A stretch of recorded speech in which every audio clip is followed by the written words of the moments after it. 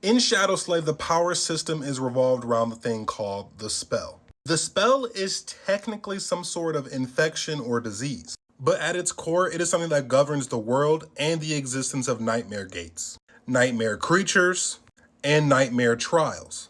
And once a person shows signs that they have been infected by the spell, shortly after they are thrown into what is called their first nightmare. And this is done against the person's will. They basically enter a sleep. And in this sleep, they are sent into a different realm. And that realm is called the nightmare realm.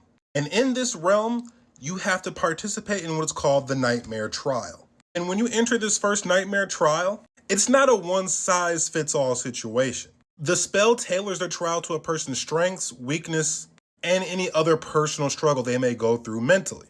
And it pulls from their fears, their memories, and any other unsolved issues. So the trial tests them physically, and it also tests them mentally. And when you're in the trial, the spell doesn't tell you, hey, this is how you beat the trial. You kind of have to figure that by yourself. Sometimes it might involve beating a powerful enemy, which often is a nightmare creature. Sometimes you gotta solve a crazy puzzle. Sometimes you might just have to survive an event. It's filled with crazy deadly hazards. But I'm not gonna say the spell doesn't necessarily help you. It offers some clues and some insights sometimes. But these clues and insights are really cryptic. And you either have to know a lot about the spell history or just spells in general. And you really have to be in tune with who you are to understand them sometimes. And the nightmare trial only ends if you beat it or if you die. There's no other way of escaping it. Once you're in there, you're in there. But if one figures out how to defeat a nightmare trial, they are blessed with crazy power.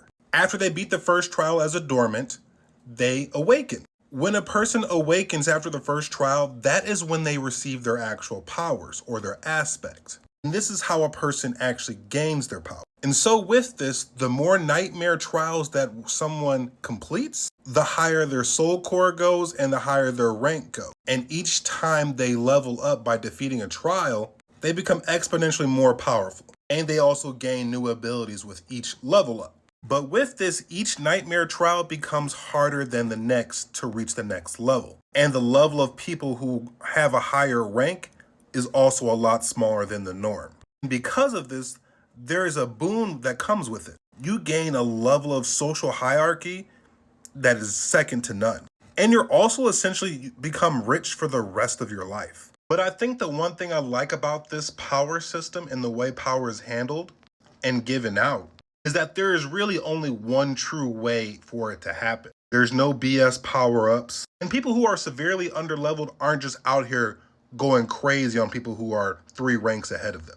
Only way that happens is if there's some trickery going on and they use their mental intellect to figure out a situation to make it more advantageous for them. And the other thing is too, that once someone gets power, that power comes with a flaw. So people just can't have all this power with no caveat. The spell has a built-in balancing system in it. And that's something I think more stories should really have in their power systems. But yeah, this is the brief summary about the spell. I'm going to be going more in depth about the different things in this series in future videos, so stay tuned.